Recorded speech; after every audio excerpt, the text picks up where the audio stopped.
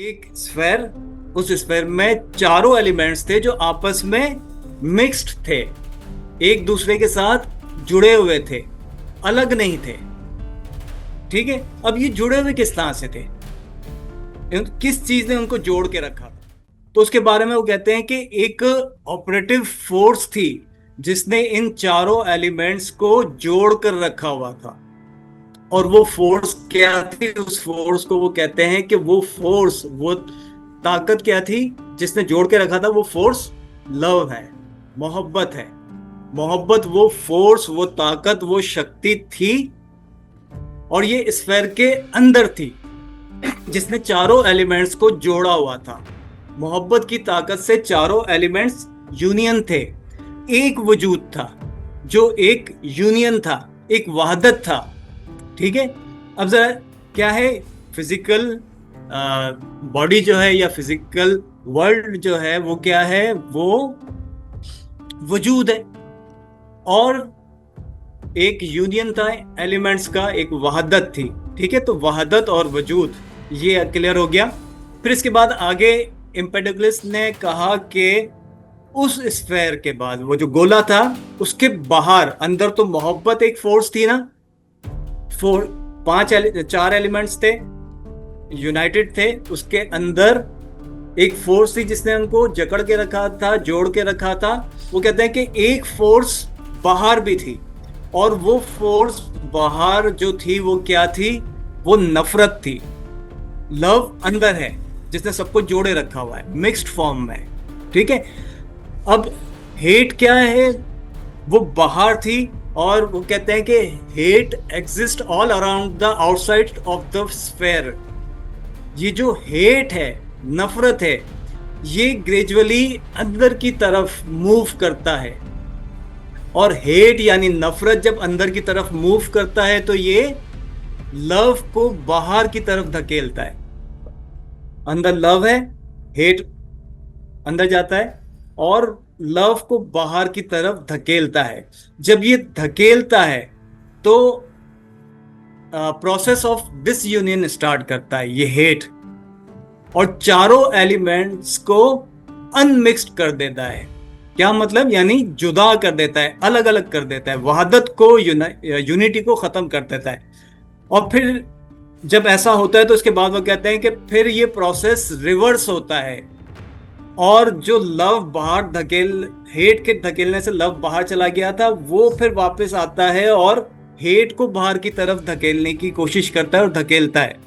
और जब वो लव वापस आ जाता है, हेट को बाहर निकाल देता है, तो चारों एलिमेंट्स को फिर से मिक्स कर देता है, यूनाइटेड कर देता है। ठीक है, ये है क्या है? ये हम किसको डिस्कस कर रहे हैं? ये मादी दुनिया को डिस्कस कर रहे हैं। और एम्पेडोक्लस ने कहा कि स्काई फायर और डार्क मैटर ऑफ फायर का बना हुआ है। एम्पेडोक्लस ने क्या कहा कि जो स्काई है, ये आसमान है, ये फायर और डार्क मैटर ऑफ फायर का बना हुआ है। और फायर क्या है? फायर को कहते हैं कि फायर रोशनी है, डे है, दिन है। और डार्क मैटर ऑफ फायर क्या है? ये नाइट है, अंधेरा है। ठीक है, यहां तक ये एम्पेडोक्लस की थ्योरी जो किताबों में मौजूद है, आपको इंटरनेट पे भी ये मिल जाएगी।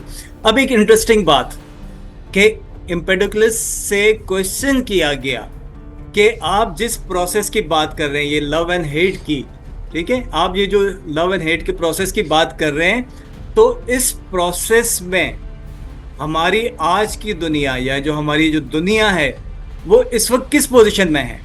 तो कहते हैं कि neither in complete union not completely disintegrated, कि ना तो हम कंप्लीट यूनियन में हैं और ना ही कंप्लीटली मुंतशिर हैं। हम यूनाइटेड भी नहीं है और बिखरे हुए मुंतशिर भी नहीं है। ये जो हमारे एलिमेंट्स हैं, वो कहते हैं कि हम ग्रेजुअली वहदत से, यूनिटी से, वहदत से इंतशार की तरफ बढ़ रहे हैं। अब इस पे ले कि मिजाज इंसानों के वो यूनाइटेड होने के बजाय, क्योंकि मोहब्बत नहीं है ना, तो क्या हो रहा है? इंतशार की तरफ बढ़ रहे हैं। इसका क्या मतलब है? Which means hate is gaining upper hand.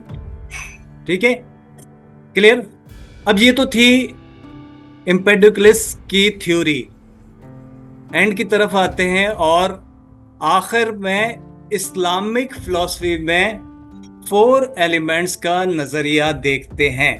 और आप ये जानते होंगे कि कुरान में इन चारों अनासर का जिक्र है। अर्थ, इसको अरबी में क्या कहते हैं या कुरान में क्या इसको कहा गया? तीन भी कहा गया और तीन तोय से, और तुराब भी कहा गया। और कुरान पाक में इसका जिक्र है। बिस्मिल्लाहिर्रहमानिर्रहीम। अल्लाह पाक ने फरमाया हुवल्लज़ी खलक़कुम मिन तीन, वही है जिसने तुम्हें मिट्टी से पैदा किया। ये सूरह अनाम की आयत नंबर 2 है। और फिर एक और जगह पे ये क्या फरमाया? वमिन आयातिही अन खलक़कुम मिन तुराब, और उसकी निशानियों में से है ये कि तुम्हें मिट्टी से पैदा किया। ये सूरह रोम की आयत नंबर 20 है। अब पानी के बारे में, वाटर के बारे में, और वाटर को क्या कहते हैं अरबी में? माँ, मीम अलिफ और आखिर में हमजा। इसके बारे में फरमाया बिस्मिल्लाहिर्रहमानिर्रहीम वजअलना मिनल माई कुल्ला शैइन, और हमने हर जानदार चीज पानी से बनाई। अब एयर को क्या कहते हैं? एयर को कहते हैं रीह।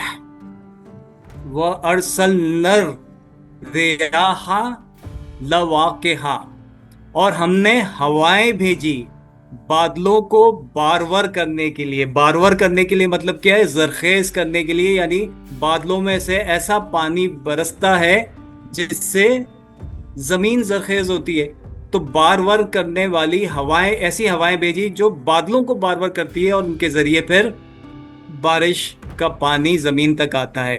और फायर को अरबी में क्या कहते हैं? ये तो पता होगा। फायर को, आग को अरबी में क्या कहते हैं? क्या कहते हैं? नार। तो इस नार के बारे में क्या फरमाया? बिस्मिल्लाहिर्रहमानिर्रहीम व खलकल जान मिम मारिजिम मिन नार। ये सूरह रहमान। इसके बाद फिर फबी अय्यी आला रब्बिकुमा तुकज़्ज़िबान क्या है? व खलकल जान मिम मारिजिम मिनन नार, मिन नार। और जिन को पैदा फरमाया, जिन्नात, जिन को पैदा फरमाया आग के लोके।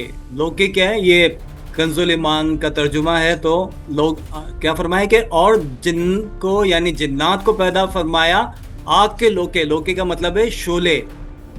तो जिन को पैदा फरमाया आग के लोके यानी शोले से। ठीक है। अब इस्लाम में ये एलिमेंट्स, अब आगे इंटरेस्टिंग बात, अब हम मादी दुनिया से स्पिरिचुअल वर्ल्ड की तरफ, रूहानी दुनिया की तरफ शिफ्ट होंगे, और फिर इंशाल्लाह इसके बाद फिर हमारा सेशन का एंड होगा। तो इस्लाम में ये एलिमेंट्स क्या हैं? ये एलिमेंट्स सिर्फ फिजिकल एलिमेंट्स नहीं, बल्कि इंसान के सिंबल्स ऑफ इनर क्वालिटीज भी हैं। इंसान के मिजाज और इसके जो लताइफ है उससे भी इनका ताल्लुक है। और इसके बारे में हमें किसने बताया? इसके बारे में या इनको मुस्लिम फिलोसफर्स और स्कॉलर्स ने डिस्कस किया। उसमें सबसे पहला और सबसे बड़ा नाम जो है वो अल-किंदी का है।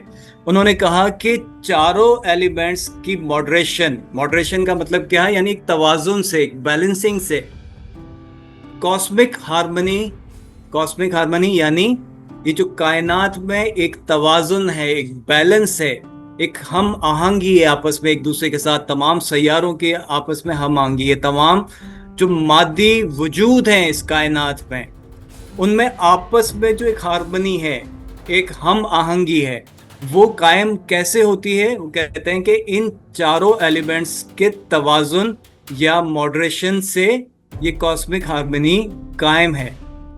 और फिर अल-फाराबी को हमने बहुत डिटेल में डिस्कस किया था, आपको याद होगा, अबू नसर अल-फाराबी। तो उन्होंने इन चार अनासर के बारे में क्या बताया? उन्होंने फिजिकल वर्ल्ड के बिल्डिंग ब्लॉक्स कहा इसको। क्या मतलब है? इसका मतलब ये है कि जो मादी दुनिया है इसकी बुनियाद ये चारों एलिमेंट्स हैं। ठीक है। करेंगे तो बहरहाल फाराबी ने क्या कहा कि ये फिजिकल वर्ल्ड के बिल्डिंग ब्लॉक्स हैं, यानी मादी दुनिया की ये बुनियाद है। ठीक है, इन्हीं की बेस पे या ये इंग्रेडिएंट्स हैं, इन्हीं से मादी दुनिया बनी। और फिर एक मुस्लिम स्कॉलर इब्ने सीना ने इन अनासिर को, इन एलिमेंट्स को मेडिसिन में शामिल किया। ठीक है, और उन्होंने क्या कहा, एक छोटा सा उनका फॉर्मूला मैं शेयर कर देता हूं। उन्होंने क्या कहा कि ये तमाम अनासिर अगर बैलेंस है इंसान की बॉडी में, अगर ये बैलेंस है चारों अनासिर, तो फिर हेल्थ है, सेहत है। और ये इम्बैलेंस हो जाए तो फिर इलनेस है। ठीक है, तो health is equal to balance, illness is equal to imbalance. कि ये अनासिर ही जब डिसबैलेंस होते हैं या इम्बैलेंस होते हैं तो फिर बीमारियां आती हैं। और कहा कि पर्सनैलिटी टाइप, इंसान की जो शख्सियत है, तो पर्सनैलिटी टाइप का जो टेम्परामेंट है, यानी शख्सियत के जो मिजाज हैं, वो भी इन एलिमेंट्स पर बेस्ड हैं।